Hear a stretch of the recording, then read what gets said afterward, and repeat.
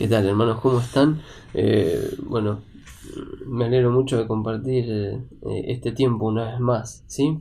Y hoy quisiera que podamos compartir en el libro de Esdras, en el capítulo 3, ¿sí? Bueno, una porción de la Biblia, una historia del pueblo de Israel que personalmente me ha llenado de gozo y ha renovado mi esperanza, ¿sí? Porque porque leyendo esto recordé que dentro de muy poco nosotros como iglesia vamos a vivir algo muy parecido a lo que el pueblo de Israel vivió en estos fragmentos, ¿sí? En los dos fragmentos que conforman el capítulo 3. Y eso, reitero, me llenó de gozo hoy por lo que vamos a vivir en el futuro. Es un gozo de hoy, del presente, pero por algo que sé que va a pasar dentro de poco. Quisiera que podamos leer algunos versículos salteados, ¿sí? Para no leer todo el capítulo, para concentrarnos, como les decía, en algo que el pueblo de Israel vivió. Históricamente el pueblo de Israel ahora estaba devastado, ¿sí? Estaba reconstruyendo su ciudad. El pueblo de Israel había sido bueno, conquistado, ¿sí?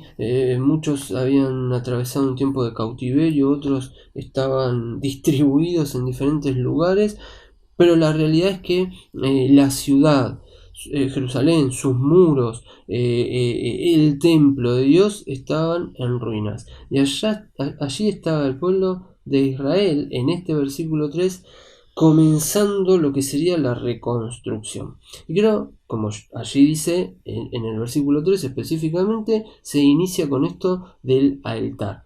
¿Tá? Y en el versículo 1 refiere lo que quisiera que podamos tener en nuestra cabeza y en nuestro corazón, porque en el capítulo 3 se va a repetir dos veces, y es necesario que lo tengamos presente. Dice: cuando llegó el mes séptimo y estando los hijos de Israel ya establecidos en las ciudades, se juntó el pueblo como un solo hombre en Jerusalén. Dentro de muy poquito nosotros como iglesia vamos a volver a ser uno, ¿sí? Vamos a volver a estar juntos como un solo hombre, como un cuerpo, como una familia, como una iglesia. Vuelvo, entiéndanme, no es que ahora no lo seamos, lo somos, por supuesto que sí, y damos gracias a Dios por los medios, por la tecnología, por las plataformas, por las aplicaciones y las redes sociales que nos permiten tener una reunión virtual, transmitir que nuestros mensajes, que nuestros devocionales, que nuestras predicaciones le lleguen hasta quizás a personas que ni conocemos. Nos da la oportunidad de virtualmente estar juntos, contarnos cosas, compartir tiempo juntos. Pero verdad que nos falta algo, ¿sí? El hecho de estar juntos en un mismo lugar. Acá el pueblo de Israel seguía siendo el pueblo de Israel, ¿sí? Pero estaba separado. Acá el pueblo volvía a ser uno como un solo hombre. Y más adelante dice en el versículo 2 que lo primero que hicieron, ¿sí?, fue edificar el altar del Dios de Israel. Se identificaron con Dios, allí dice, por causa de sus enemigos, buscaron agradarle, buscaron restaurar, como también lo dice en el versículo 4, sus fiestas, sus sacrificios, sus holocaustos, todo lo que Dios había establecido que tenían que hacer. Ellos buscaron volver a hacerlo para agradar a Dios, ¿sí? Y dice, hay algo que me llamó muchísimo la atención, que es esto de empezaron a hacer también sacrificios espontáneos.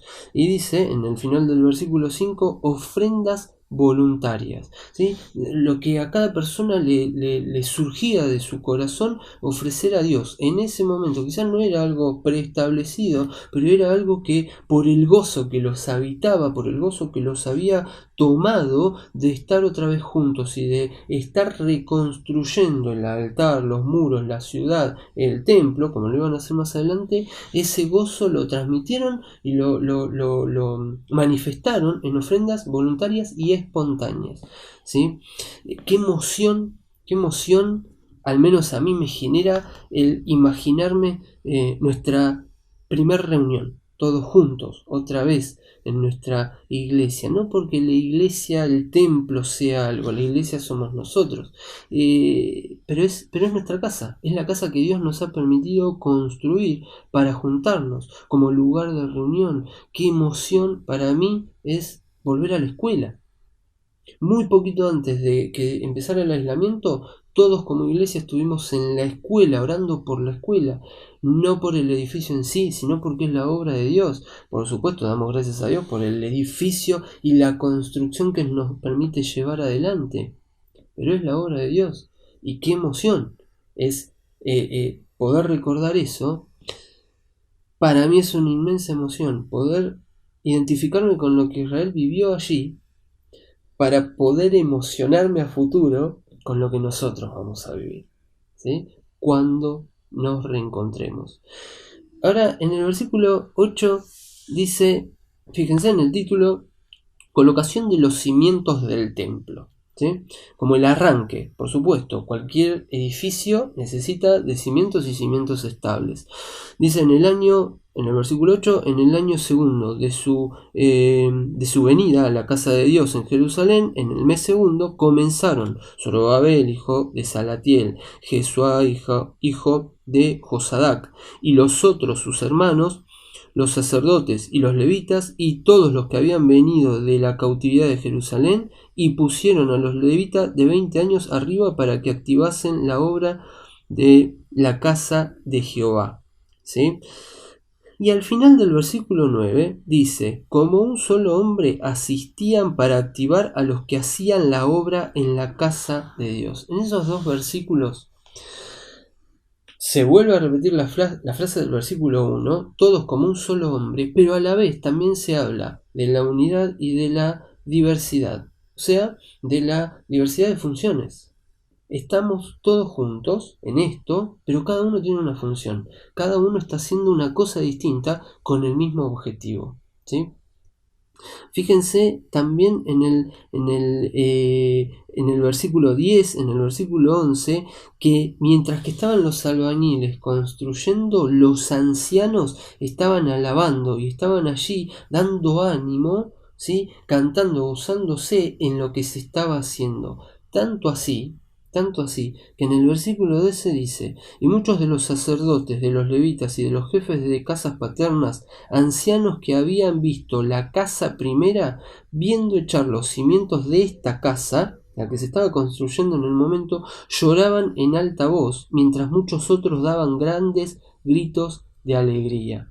En el versículo 13, y no podía distinguir el pueblo el clamor de los gritos de alegría de la voz del lloro, porque clamaba el pueblo con gran júbilo y se oía el ruido hasta lejos. ¿Sí? Fíjense, esa felicidad que desborda, ese gozo que desborda de ver que se estaba volviendo a hacer algo que se había dejado de hacer. Algo que estaba destruido en realidad. Y si bien la analogía dista un poco de lo que quizás nosotros vamos a experimentar, porque nosotros no vamos a refundar nada, porque nuestros fundamentos ya están en la obra del Señor Jesús. Pero sí vamos a volver a vivir todos juntos cosas que hace un tiempo que no vivimos.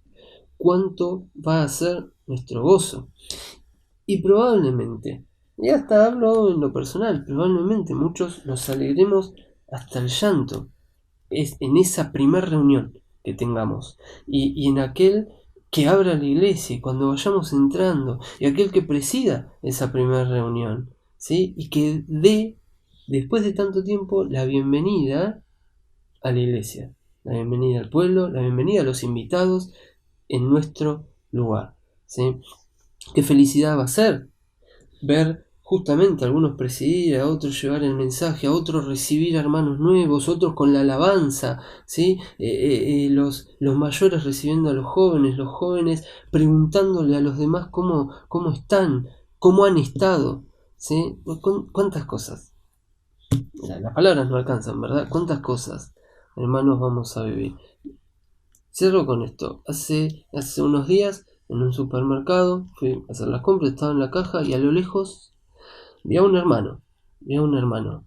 Eh, no sabía qué hacer, no sabía si llamarlo, no quería llamar la atención del entorno, no quería generar un contacto inapropiado porque tenemos que mantener la distancia, pero necesitaba saludarlo, necesitaba cara a cara, podía mandarle un mensaje, hasta en el mismo lugar podía mandarlo, pero necesitaba cara a cara decirle que lo quería, que lo extrañaba, que Dios lo siguiera bendiciendo. Y eso pasó. Dios hizo que nuestros caminos físicamente se cruzaran, que Él pasara muy cerquita mío, lo llamé, lo saludé con el codo, eh, pero no me alcanzaban al menos a mí las palabras para decirle que lo extrañaba, quería abrazarlo, hacía muchísimo tiempo que no lo veía. ¿Cómo va a ser cuando volvamos a estar todos juntos? Literalmente, realmente no sabemos cómo va a ser. Lo único que sé, hermanos, y confío plenamente en lo que dice este versículo, sé que va a ser un momento de pleno gozo y que nuestro llanto y nuestra alegría se van a mezclar de manera tal que se va a escuchar hasta muy lejos. Confío plenamente en esto. Y esto me anima. Esto me da más fuerzas para atravesar este tiempo esperando ese día tan especial. Hermanos, Dios los bendiga a cada uno de ustedes. Damos gracias a Dios por ser el pueblo escogido por Dios, pueblo adoptado, por ser parte de su familia. Doy gracias a Dios por ser parte de esta familia. Que Dios los bendiga.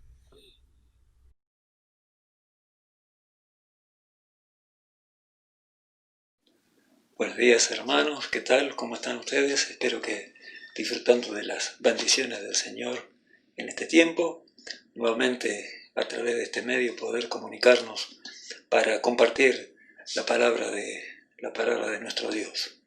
Y estaba pensando que compartir con ustedes y hubo un par de frases, un par de palabras que no dejan de llamarme la atención todavía a pesar de haber meditado en una forma leve dentro de lo que hace a todo el contexto de la palabra de Dios. Quisiera compartir con ustedes en esta mañana un relato muy conocido en el libro del Evangelio de Lucas, en el capítulo 5, y de encontrar en el mismo un relato no solamente conocido, sino también que marcó un antes y un después en la vida de los discípulos con relación al Señor. Leemos allí en Lucas capítulo 5, no vamos a leer todo el relato, pero ustedes lo pueden leer nuevamente, vamos a leer desde el verso 8 hasta el verso 11, lo que dice allí la palabra de Dios. Viendo esto, Simón Pedro cayó de rodillas ante Jesús diciéndote: apártate de mí, Señor, porque soy hombre pecador. Porque por la pesca que habían hecho, el temor se había apoderado de él y de todos los que estaban con él. Y asimismo de Jacobo y Juan, hijos de Zebedeo, que eran compañeros de Simón. Pero Jesús dijo a Simón: no temas, desde ahora serás pescador de hombres. Y cuando trajeron a tierra las barcas, dejándolo todo, le siguieron. Más adelante, en el mismo capítulo 5 de Lucas, pero en el verso 27, podemos encontrar esta lectura también. Después de estas cosas salió y vio a un publicano llamado Leví sentado al banco de los tributos públicos y le dijo: sígueme. Y dejándolo todo, se levantó y le siguió. Hasta aquí con la lectura de la palabra de Dios. Pero el primer relato, ¿a qué se remite? Se remite justamente a esa pesca milagrosa de la cual nos narra Lucas, que después de una noche de fracaso para los pescadores, el Señor da las indicaciones necesarias para que haya una pesca evidentemente milagrosa.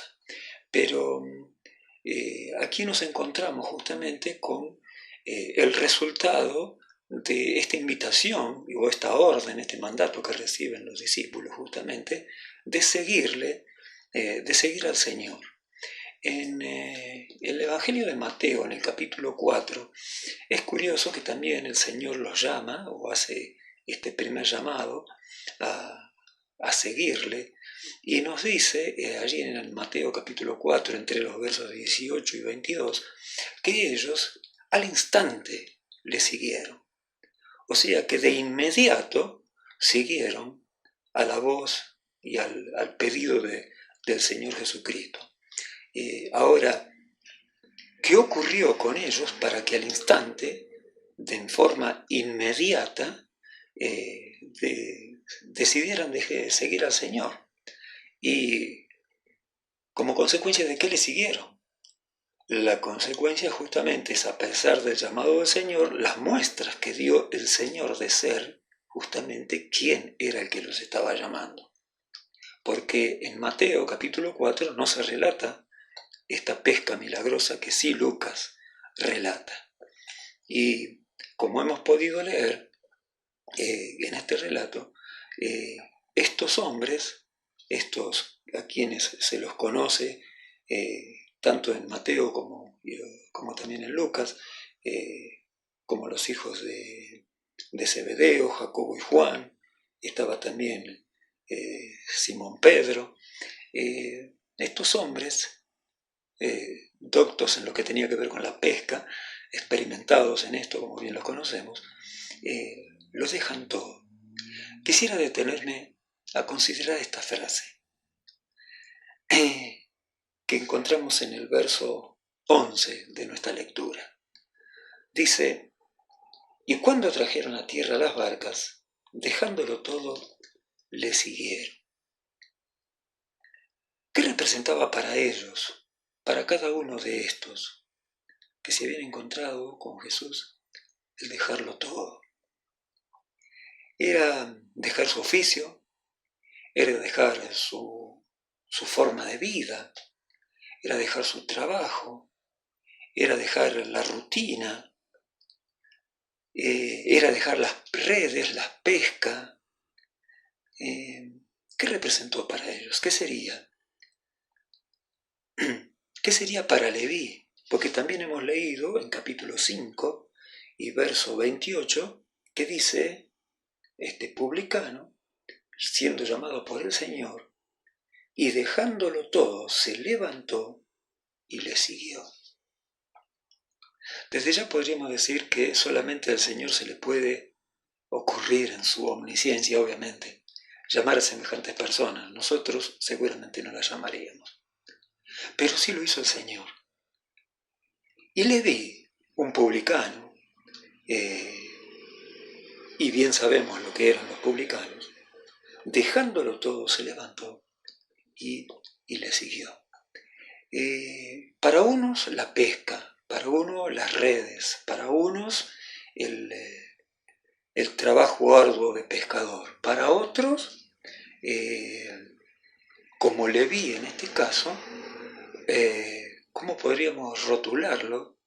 Era un hombre rico, él hizo un banquete como consecuencia de este encuentro con Jesús e invitó a otros, porque el relato que sigue dice que gran compañía de publicanos se reunieron en este banquete ofrecido por Leví, o sea que era un hombre adinerado, y sabemos justamente que los publicanos, que eran aquellos que se ocupaban de recaudar los impuestos para el Imperio Romano, siempre se quedaban con algo. Si tuviésemos que utilizar un vocabulario actual, moderno, podríamos pensar que Leví era un corrupto directamente, ¿no? Un hombre que evidentemente había hecho su fortuna a expensas del cobro de impuestos, ¿no? Ahora bien, él también deja todo por seguir a Jesús. Ahora me preguntaba, ¿qué es dejar todo? ¿Qué es dejarlo todo? Dejar todo es renunciar. Dejar todo equivale justamente a desprenderse de cosas. Es dejar ir, es soltar, es, en este caso, en el caso puntual del llamado del Señor, es un llamado a obedecer. El Señor los llamó diciéndole simplemente, sígueme. Y ellos lo dejaron todo. Ellos obedecieron a un llamado de alguien a quien no se le puede decir que no. Un llamado de alguien a quien no se le puede decir que no. Es el llamado del Señor, quien justamente por ser Señor, merece justamente nuestra obediencia doblegada a su voluntad. Eso es dejarlo también. Significa dejar todo lo que considero como propio, como personal, como aquello que me pertenece, como aquello que conquisté o que logré, porque en definitiva cada uno de ellos se había forzado en lo suyo. Significa dejar justamente, absolutamente todo. ¿Para qué? Para depender de alguien que justamente nos ha pedido dejarlo todo y seguirle. En este caso, justamente es el Señor quien está pidiendo que lo dejen todo. Es pasar a vivir en dependencia, porque dependencia de aquel que te ha llamado, o aquel que los ha llamado, ¿no? Y aquel que invita es justamente el Señor. ¿Y a qué invita? Invita a seguir sus pisadas. De esto también Pedro podía dejar escrito en una de sus cartas, ¿no es cierto?, para que sigamos sus pisadas, ¿no? El que invita es aquel que en un momento de nuestra vida dijo, venid a mí, todos. ¿Quiénes? Todos. Vos, yo, todos, a todos. La amplitud del llamado del Señor a seguirles para cada uno de nosotros también. Ahora, cada uno de nosotros ha dejado cosas desde el momento en que conoció al Señor Jesucristo. Hemos dejado nuestra vana manera de vivir, por ejemplo, ¿no es cierto? Hemos pasado de muerte a vida. Ahora tenemos vida en Cristo Jesús. Nos ha llamado por el Espíritu Santo a través de la regeneración que ha hecho el Espíritu Santo en nuestras vidas, justamente a una transformación de vida nueva. Nos ha dado vida cuando estábamos muertos en nuestros delitos y pecados.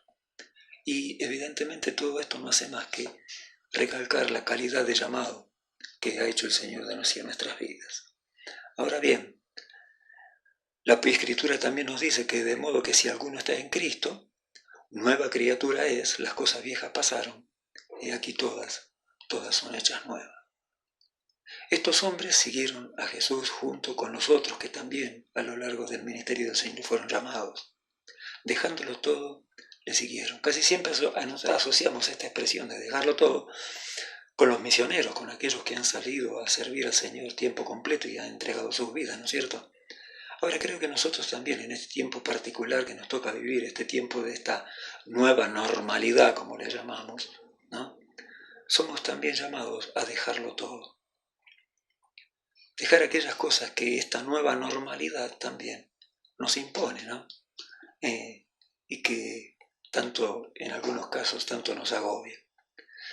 Los discípulos, dejándolo todo, le siguieron. Y para nosotros, ¿en qué momento se llevará a cabo justamente este dejarlo todo? Hemos dejado ya algunas cosas desde el conocimiento personal de Cristo y le hemos seguido. Ahora bien, ¿en qué momento dejaremos todo lo que tenemos como nuestro? O mejor dicho, lo que la gracia del Señor nos ha prosperado, nos ha bendecido. ¿A qué me refiero? Me refiero justamente a lo que tenemos. Tenemos una casa, tenemos una familia, tenemos un empleo, tenemos medios, tenemos recursos, tenemos un auto, tenemos una bici también, ¿no?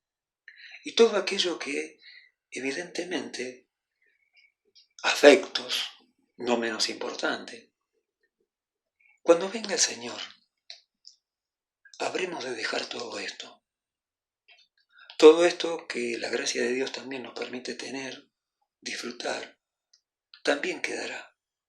Habrá de quedarse aquí, porque se cumplirá justamente en su totalidad esta frase para con cada uno de nosotros, que nosotros los que estamos, los que estaremos ante la venida del Señor, le habremos de dejarlo todo, atendiendo su voz de mando, atendiendo la trompeta de Dios, para recibir justamente al Señor en los aires. Dejaremos la casa, dejaremos el auto y dejaremos todos estos bienes, todas aquellas cosas que, evidentemente, lícitas, valederas si se quiere, pero que habremos de dejar. Y si habremos de dejarlo, ¿cómo las habremos de dejar? El otro día leía un devocional que me llamó la atención.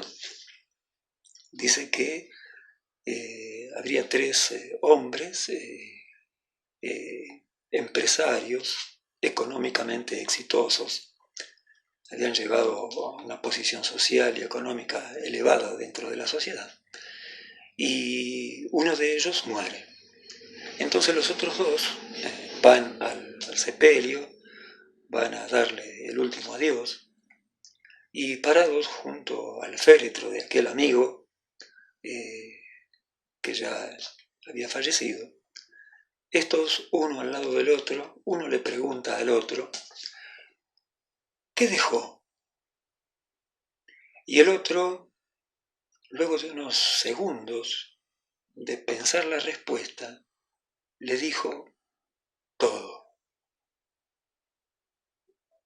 todo, dejó todo. El otro se sorprendió por la pregunta, por la respuesta, pero evidentemente es así. Era perfectamente lógico de que como empresario tuviese éxito y que lograsen cada uno de ellos una buena posición, pero al momento de la muerte lo dejó todo, no se llevó nada, lo dejó todo aquí. Nosotros no esperamos el momento de la muerte, obviamente, no esperamos la venida de nuestro Señor para que nos arrebate y nos tome así. Pensaba en otro aspecto. ¿Quién se va a quedar? ¿Quién se va a quedar con todo lo que nosotros hemos acumulado y tenemos en nuestro presente? ¿Quién va a usurpar, si se quiere, nuestra propiedad? ¿Quién tomará el auto que dejamos en el garaje? Y cada una de las cosas que dejamos aquí. ¿Quiénes serán esos nuevos dueños? Dejándolo todo le siguieron. Quedarán también aquí en el mundo aquellos a los cuales le hemos predicado el Evangelio y no quisieron creer porque no quisieron creer en la segunda venida de Cristo. Renegaron del Evangelio y quedarán aquí también. Pero ellos darán cuenta. Nosotros estaremos delante del Señor en su presencia y disfrutando de aquel lugar que Él fue a preparar para cada uno de nosotros. Con los pies sobre la tierra, pero con la mirada en el cielo, esperando la venida de aquel que merece que cada uno de nuestros días dejemos todo a la luz de este acontecimiento y le sigamos. Le sigamos porque justamente Él es el que nos llama. Que el Señor nos bendiga en este día y que podamos meditar en este dejándolo todo ante su amoroso y precioso llamado. Hermanos, hasta la próxima. Que el Señor nos bendiga mucho. Amén.